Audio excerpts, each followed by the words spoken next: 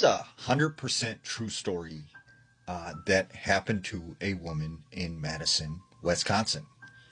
Now, there was this woman named Sherry who moved into this house with her two children in Madison, Wisconsin. Now, she said, at the time she didn't believe in anything supernatural. She really thought that was a bunch of nonsense. But she said, right away when they moved in, she would notice, out of the corner of her eye, sometimes shadows moving across the walls. She would hear strange noises that she couldn't explain. But she said for the most part, it was just a normal house. One night, she's upstairs in her bedroom and she's folding laundry. She hears talking coming from her son's room.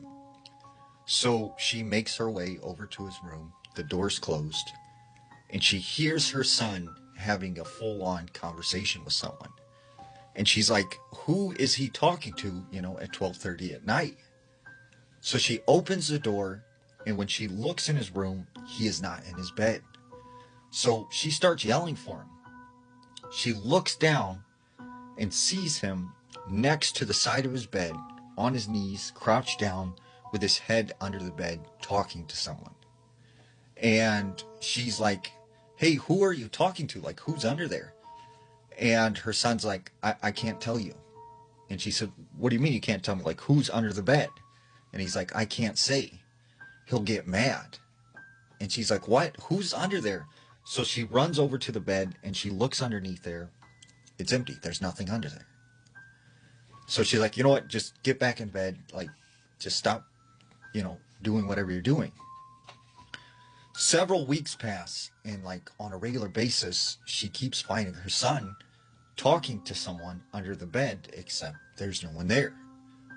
So after a few weeks of this happening, she thinks maybe something is wrong with her son. So she takes him to this child therapist. The therapist like assesses him and says, he seems completely fine. It's probably just his imagination. So several months pass and he keeps on doing this. Well, one day she's sitting down in the living room with him and they're talking when she notices he has some scratches and bruises like all over his body. And she's like, "Where did you get those scratches and bruises from? Like, what's going on?"